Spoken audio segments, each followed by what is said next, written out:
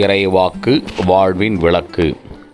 ஆண்டவருடைய ஆவி என்மேல் உள்ளது, ஏனெனில் அவர் எனக்கு அருட்பொழிவு செய்துள்ளார். ஏழைகளுக்கு நற்செய்தியை அறிவிக்கவும், சிறைப்பட்டோர் விடுதலை அடைவர், பார்வையற்றோர் பார்வை பெறுவர் என முழக்கமிடவும், ஒடுக்கப்பட்டோரை விடுதலை செய்து அனுப்பவும், ஆண்டவர் அருள் தரும் ஆண்டினை முழக்கமிட்டு அறிவிக்கவும் அவர் என்னை அனுப்பியுள்ளார் என்றார். லூக்கா நற்செய்தி 4ஆம் அத்தியாயம் 18-19 திருவார்த்தைகள். சுருக்க விளக்கம்.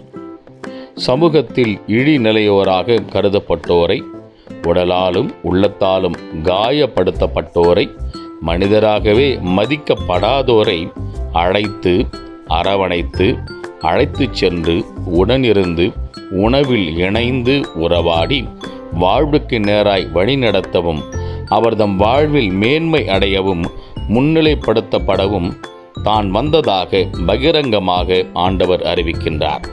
அவரை பின்பற்றி நாமும் செயல்பட முயல்வோம். ஆமேன்.